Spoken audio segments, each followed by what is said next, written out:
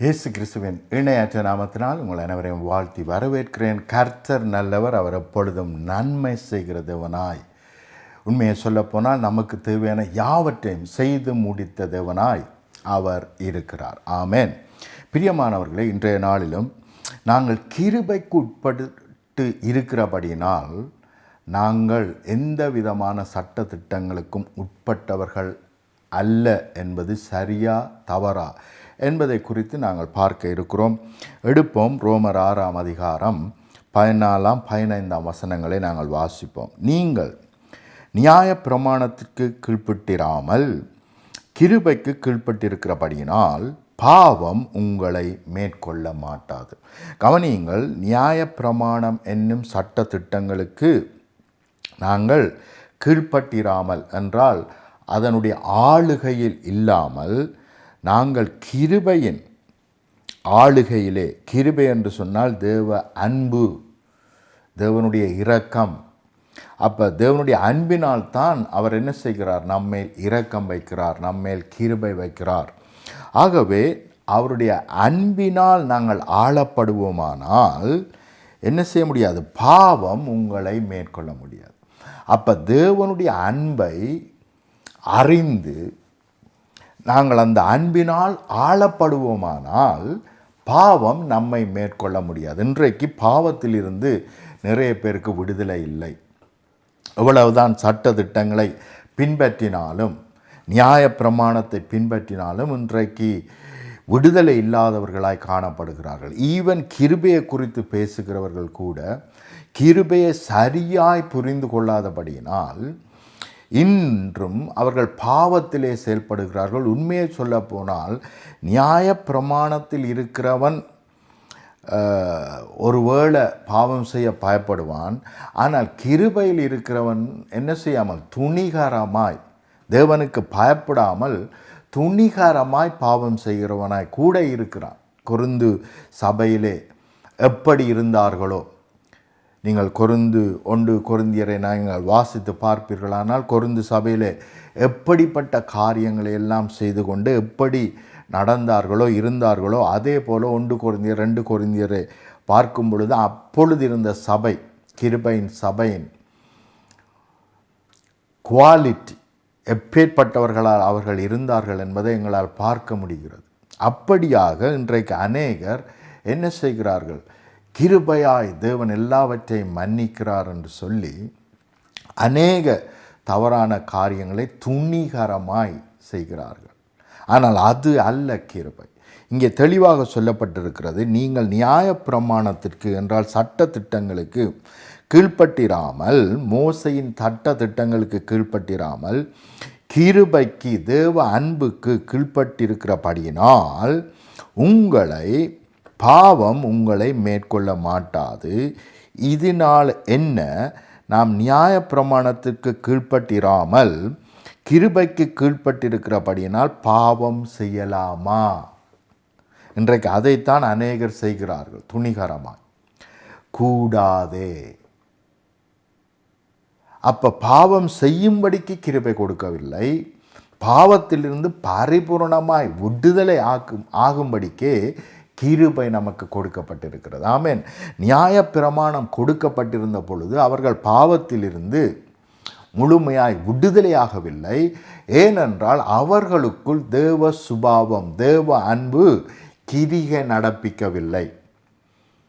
ஆகவே அவர்கள் அண்டர்ஸ்டாண்ட் பண்ணி ஒரு காரியத்தை புரிந்து உணர்ந்து அறிந்து செயல்படாமல் சட்டமாக எண்ணி, இது சட்டம், இதை மீறினால் தேவன் அடிப்பார், தேவன் சபிப்பார், என்னுடைய வாழ்க்கையிலே சாபம் வரும், என்னுடைய பிள்ளைகளுடைய வாழ்க்கையிலே சாபம் வரும், என்னுடைய ஆசீர்வாதம் எல்லாவற்றையும் நான் இழந்து போயிடுவேன் என்று சொல்லி அவர்கள் பயத்தினால் தேவனை தேடினார்களே அல்லாமல் தேவ அன்பினால் நிறையப்பட்டவர்களாய், அன்பின் நிமித்தம் தேவனை நேசிக்கிறவர்களாய், மற்றவர்களை நேசிக்கிறவர்களாய் அவர்கள் இருக்கவில்லை.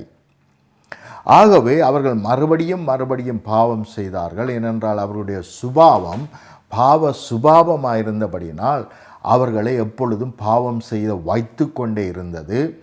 ஆகவே சட்ட திட்டங்களுக்கு கீழ்ப்படிய முடியாமல் கூடாமல் இருந்தார்கள்.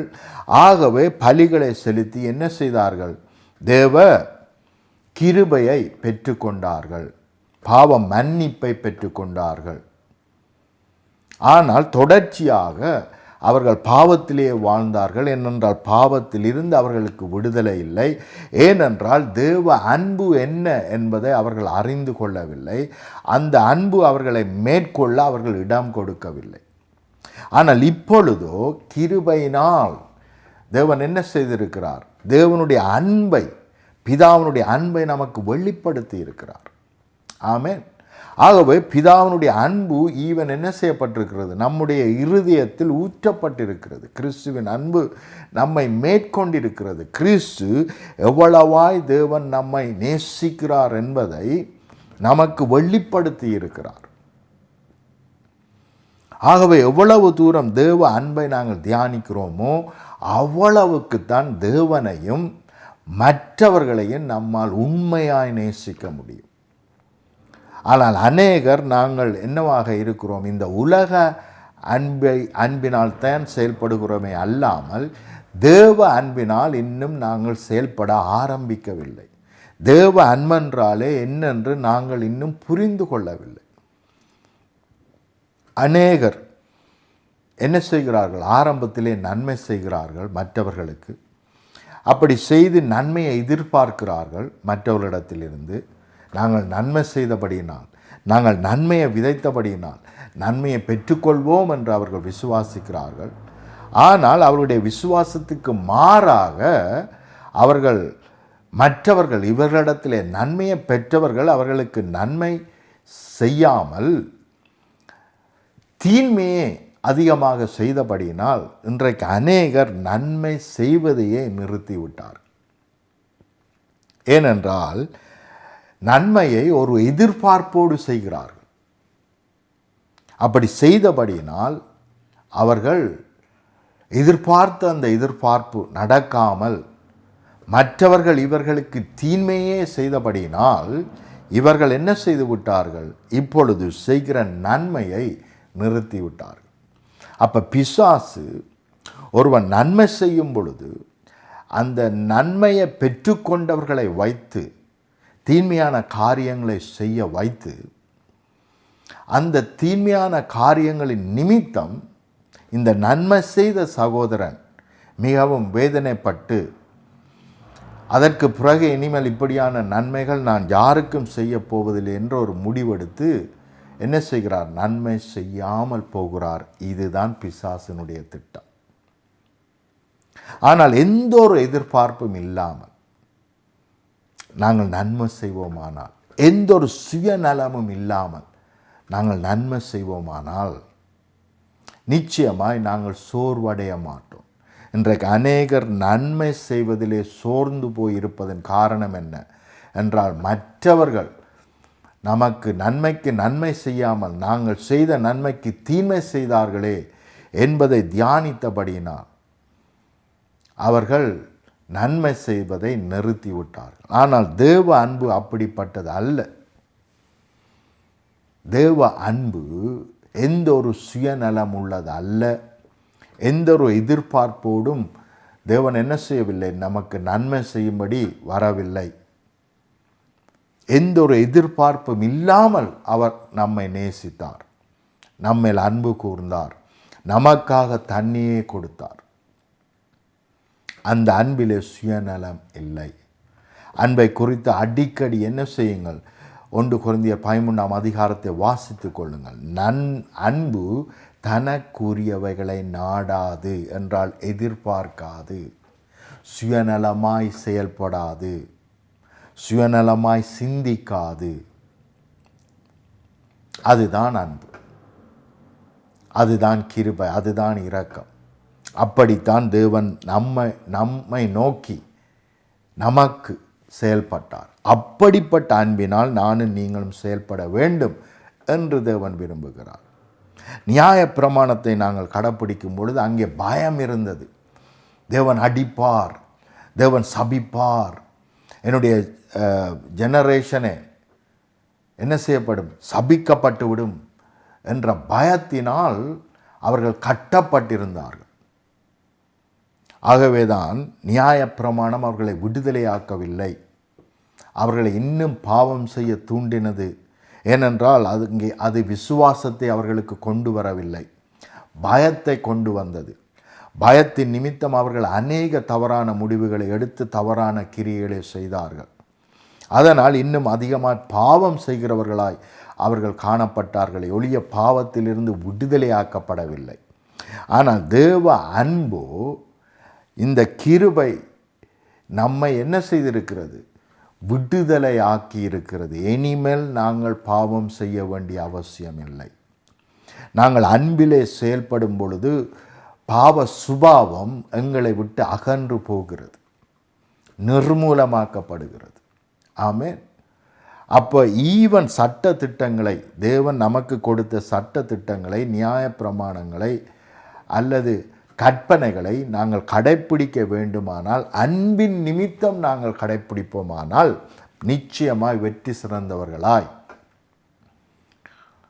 பரிசேயர் சதுசேயருடைய நீதியை பார்க்கிலும் மேன்மையான நீதியுடையவர்களாய், நீதிமான்களாய் நம்மால் வாழ முடியும்.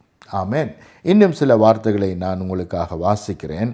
மத்தேயு 7வது அதிகாரம் 12வது வசனம் இப்படியாக நமக்கு கற்றுக் கொடுக்கிறது. ஆதலால் மனுஷர் உங்களுக்கு எவைகளை செய்ய விரும்புகிறீர்களோ அவைகளை நீங்கள் அவர்களுக்கு செய்யுங்கள், இதுவே நியாய பிரமாணமும் தீர்க்க தரிசனங்களும் ஆம்.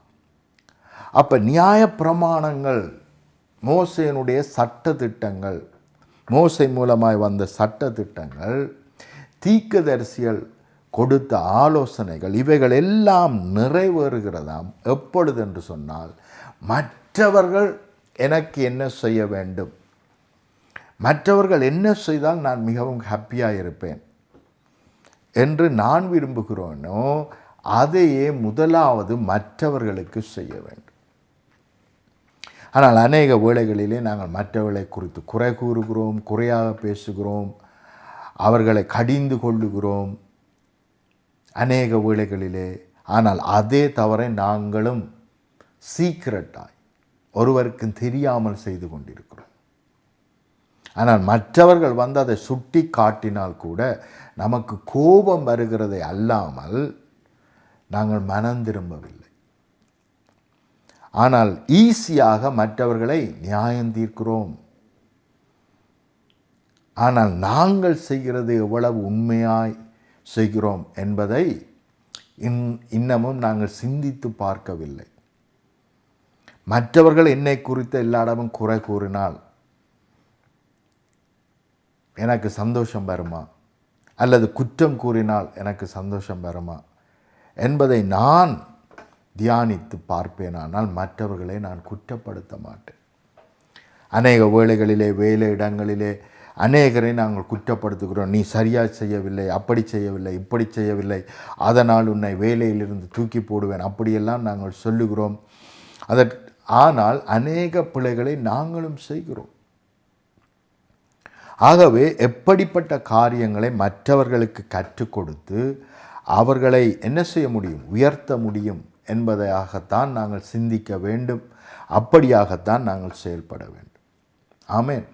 ஒருவனை வேலையிலிருந்து தூக்குவது நம்முடைய என்னவாக இருக்கக்கூடாது, நோக்கமாக இல்லாமல் அவனை எப்படி ஒரு மேன்மையானவனாய் உருவாக்குவது என்பதிலே தான் நாங்கள் அதிகமாய் என்ன செய்ய வேண்டும், எங்களுடைய நேரங்களை, காலங்களை செலவிட வேண்டும். ஆமென்.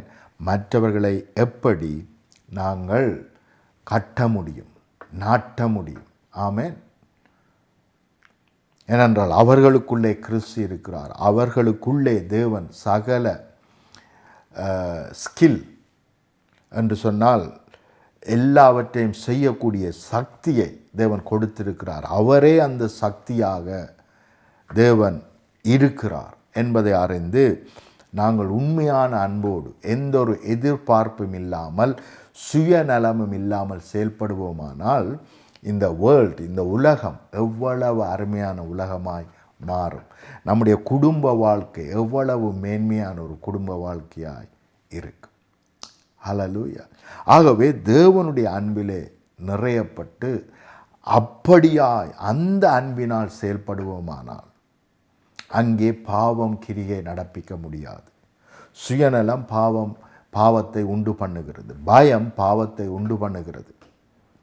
கவலை பாவத்தை கொண்டு வருகிறது. மாறாக மற்றவர்களை நான் எப்படி ஆசீர்வதிப்பது, மற்றவர்களுக்கு நான் எப்படி நன்மை செய்வது, மற்றவர்களை நான் எப்படி பராமரிப்பது, தேவ அன்பை எப்படி நான் அவர்களுக்கு வெளிப்படுத்த முடியும், மற்றவர்களுக்கு எப்படி நான் சேவை செய்வது, அப்படியாக என்னை ஒப்பு கொடுத்து வாழ்ந்தால், தேவ அன்பின் நிமித்தம் கிரியை நடப்பிப்பேனானால் நிச்சயமாய் மற்றவருடைய நீதியை பார்க்கலும் என்னுடைய நீதி மேன்மையான நீதியாய் இருக்கும். அல்லேலூயா. இன்னும் சில வார்த்தைகளை நாங்கள் வாசிப்போம், எடுப்போம். மத்தேயு 22வது அதிகாரம் 36வது வசனத்திலிருந்து 40வது வசனம் வரைக்கும் நான் உங்களுக்கு வாசிக்கிறேன். போதகரே, நியாயப்பிரமாணத்திலே எந்த கற்பனையை பிரதானமான என்று கேட்டான். எந்த கற்பனை பிரதானமானது என்று கேட்டான்.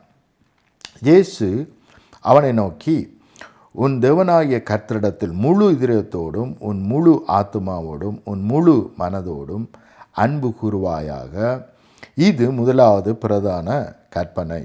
இதற்கு ஒப்பாயிருக்கிற இரண்டாம் கற்பனை என்னவென்றால், உன்னிடத்தில் நீ அன்பு கூறுகிறது போல புறனிடத்திலும் அன்பு கூறுவாயாக என்பதே இவ்விரண்டு கற்பனைகளிலும் நியாயப்பிரமாணம்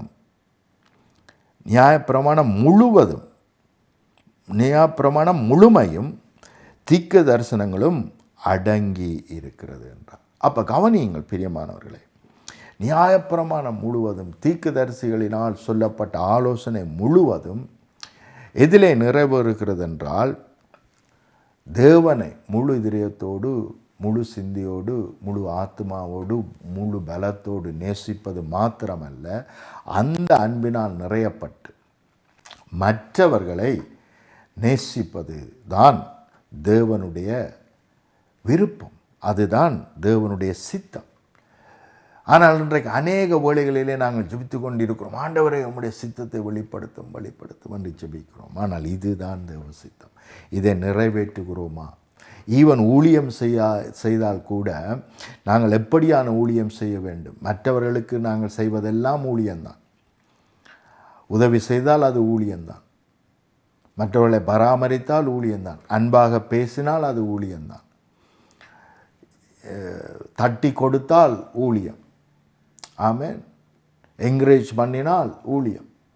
அப்போ இவைகள் எல்லாவற்றையும் உண்மையான அன்பினால் செய்வோமானால் அதுதான் நியாய பிரமாணம் யாவற்றையும் முழுமையையும் தீர்க்கதரிசிகளினால் சொல்லப்பட்ட சகலவற்றையும் நிறைவேற்றுகிறவர்களாய் நாங்கள் இருப்போம். அல்லேலூயா. மாத்திரமல்ல, அதைத்தான் தேவன் நமக்கு சொல்லிக் கொடுக்கிறார். என்ன செய்? அன்பாயிரு, மற்றவர்களுக்கு அன்பின் நிமித்தம் கிரியை நடப்பி என்று தான் சொன்னார். ஒழிய எந்த ஒரு எதிர்பார்ப்போடு கூட சுயநலத்தோடு கூட எந்த ஒரு காரியத்தையும் செய்யக்கூடாது. அன்பில்லாமல் எதை செய்தாலும் அதற்கு பலனே இல்லை என்று நாங்கள் 1 கொரிந்தியர் 13ஆம் அதிகாரத்திலே நாங்கள் வாசிக்கிறோம்.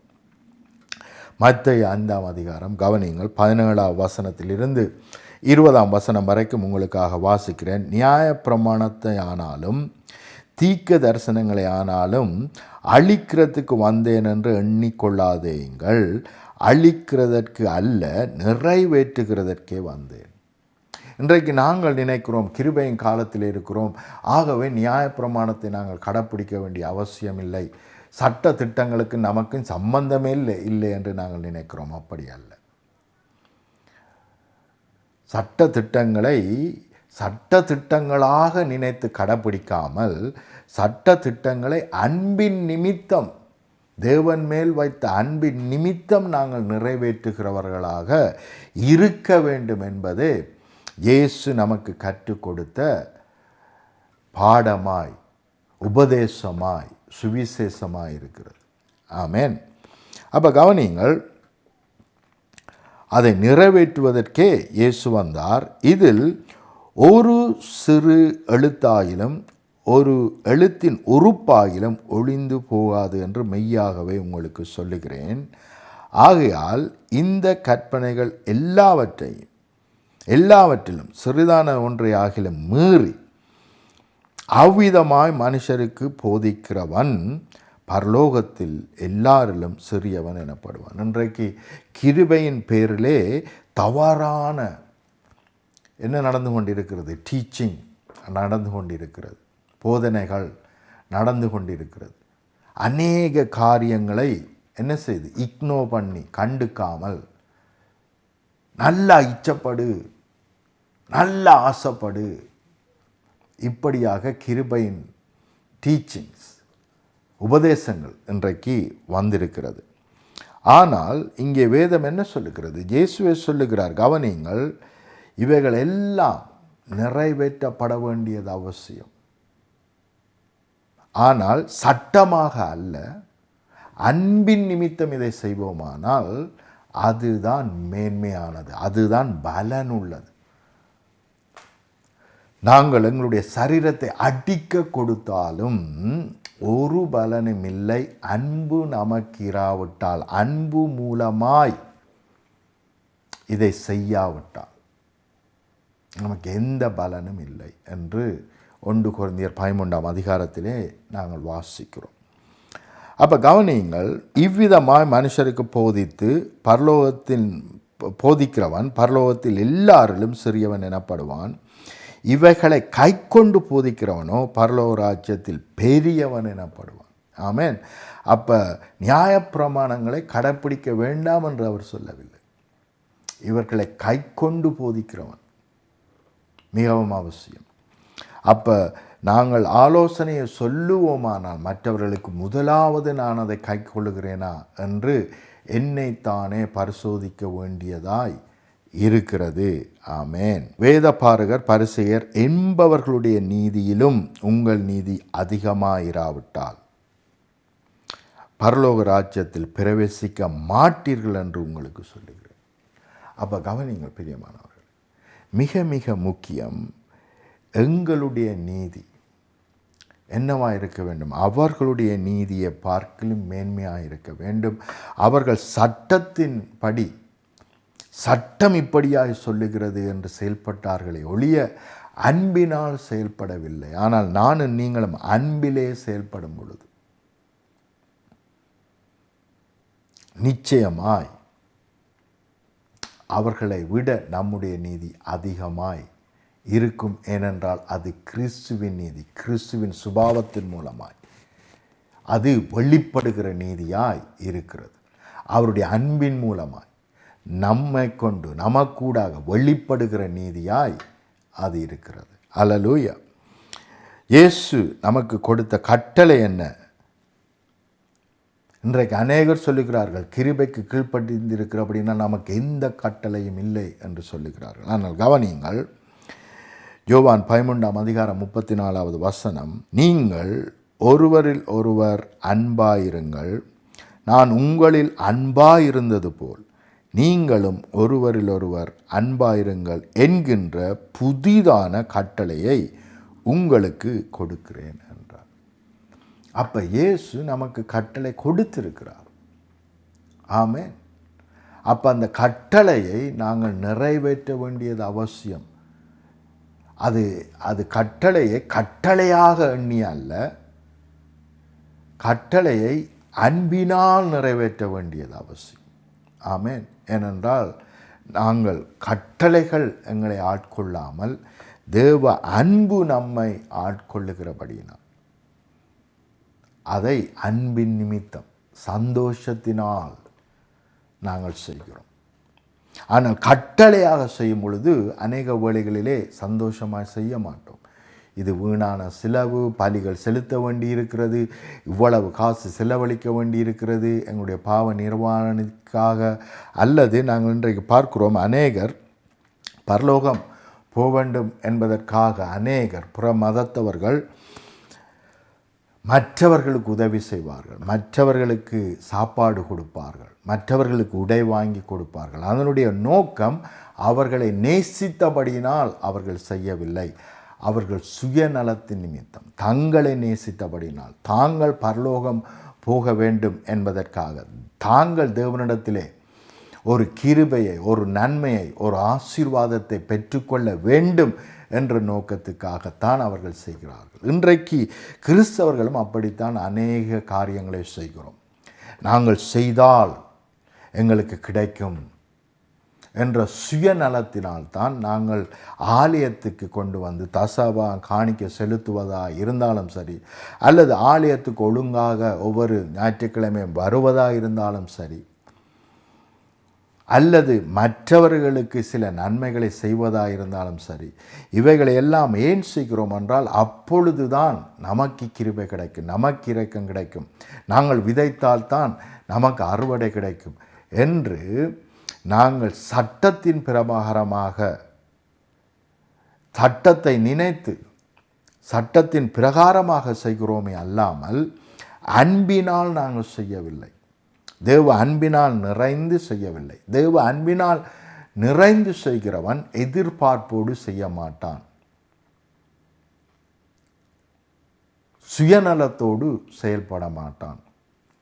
ஆனால் கொடுங்கள் அப்பொழுது உங்களுக்கு கொடுக்கப்படும் என்று சொன்ன உடனே அநேகர் வந்து கொடுக்கிறார்கள். அது சுயநலத்தின் நிமித்தம் கொடுக்கிறார்கள். நான் ஆசீர்வதிக்கப்பட வேண்டும், மற்றவர்கள் உதவி செய்யுங்கள் என்று சொல்ல பொழுது ஓடிப்போய் உதவி செய்கிறார்கள். ஏனென்றால் அப்படி செய்தால்தான் எனக்கோ என்னுடைய பிள்ளைகளுக்கோ நாளைக்கு கஷ்டம் வரும் பொழுது மற்றவர்கள் செய்வார்கள் என்ற சுயநலத்தின் நிமித்தமாய் அவர்கள் செய்கிறார்கள். இன்றைக்கு ஞாயிற்றுக்கிழமை நாங்கள் தொடர்ச்சியாக ஆலயத்துக்கு வந்தால்தான் தேவனங்களை ஆசீர்வதிப்பார் என்று என்ன செய்கிறோம்? இப்படியான நோக்கத்தோடு நாங்கள் வருகிறோம். இது உண்மை அன்பு அல்ல, இது நியாய பிரமாணம். ஆனால் அன்பினால் நாங்கள் அந்த இடத்துக்கு வருவோமானால், அன்பினால் மற்றவர்களை ஆசீர்வதிப்போமானால், அன்பினால் நாங்கள் சபைக்கு கொடுப்போமானால், அன்பினால் ஒரு ஊழியக்காரனை தாங்குவோமானால் அதுதான் மேன்மையானது, எந்த ஒரு எதிர்பார்ப்பும் இல்லாமல். இன்றைக்கு அநேகர் நாங்கள் ஊழியக்காரருக்கு ஏதாவது மணி அனுப்பும் பொழுது கூட நான் கொடுத்தால் தேவன் கொடுப்பார். ஊழியக்காரருடைய உபதேசங்களும் இன்றைக்கு அப்படித்தான் இருக்கிறது. நீ கொடுத்தால், நீ என்னை ஆசீர்வதித்தால், நீ என்னுடைய ஊழியத்தை ஆசீர்வதித்தால் கர்த்தர் உன்னை ஆசீர்வதிப்பார். ஆனால் தேவன் சொல்லி கொடுத்தது என்ன? அன்பின் நிமித்தம், எந்த ஒரு எதிர்பார்ப்பும் இல்லாமல் செய்வதுதான் பலன் உள்ளது. ஆமேன், பிரயோஜனம் உள்ளது. அதைத்தான் தேவன் விரும்புகிறார். நாங்கள் 1 கொரிந்தியர் 13ஆம் அதிகாரத்திலே வாசிக்கிறோம், அன்பு தனக்குரியவைகளை நாடாது, பிறருக்குரியவைகளைத்தான் நாடும். ஆமென், அல்லேலூயா. ஆகவே இவைகள் கட்டளையாக நமக்கு என்ன செய்யப்பட்டிருக்கிறது? கொடுக்கப்பட்டிருக்கிறது. இயேசுவே என்ன சொல்லுகிறார்? யோவான் 14:15 என்னுடைய கட்டளைகளை நீங்கள் கடைப்பிடிப்பீர்களானால், நீங்கள் என்னை நேசித்தால் என்னுடைய கட்டளைகளை கடைப்பிடியுங்கள்.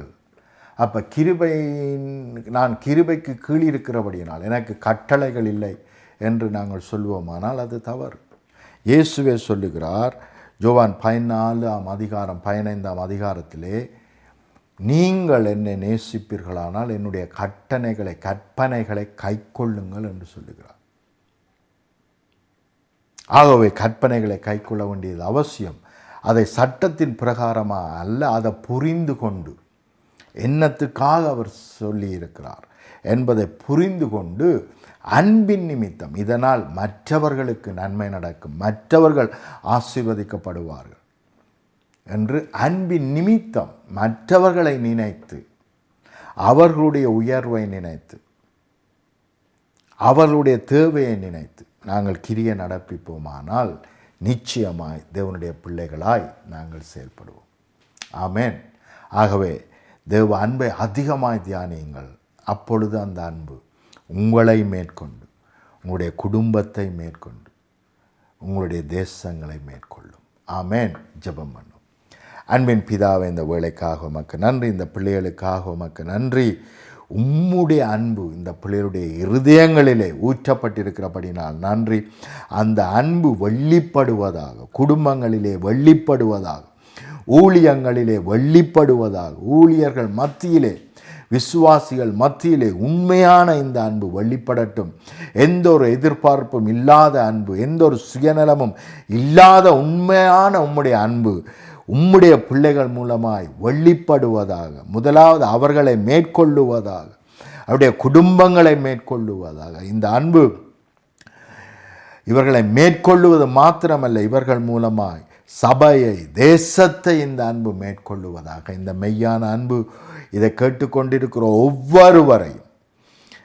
ஒவ்வொருவருடைய குடும்பங்களையும், ஒவ்வொருடைய தேசங்களையும் மேற்கொள்ளட்டும். இந்த மெய்யான அன்பிலே தான் மெய்யான சமாதானம், மெய்யான சந்தோஷம் நிறைந்திருக்கிறது. ஆகவே இந்த மெய்யான அன்பு ஒவ்வொருடைய வாழ்க்கையிலே மெய்யான சமாதானத்தையும் மெய்யான சந்தோஷத்தையும் பிறப்பிக்கட்டும். அந்த உண்மையான அன்பிலே, அந்த உண்மையான சமாதானத்திலே, சந்தோஷத்திலே இவர்கள் இன்னும் அதிகமாய் பலுகி பெருகுவார்களாக. உம்முடைய மெய்யான அன்பு, மெய்யான சமாதானம், சந்தோஷம் தேசத்தை நிரப்புவதாக, தேசங்களை நிரப்புவதாக. சர்வ வல்லமை உள்ள இயேசுவின் இணையற்ற நாமத்தினால் ஆமேன், ஆமேன், ஆமேன்.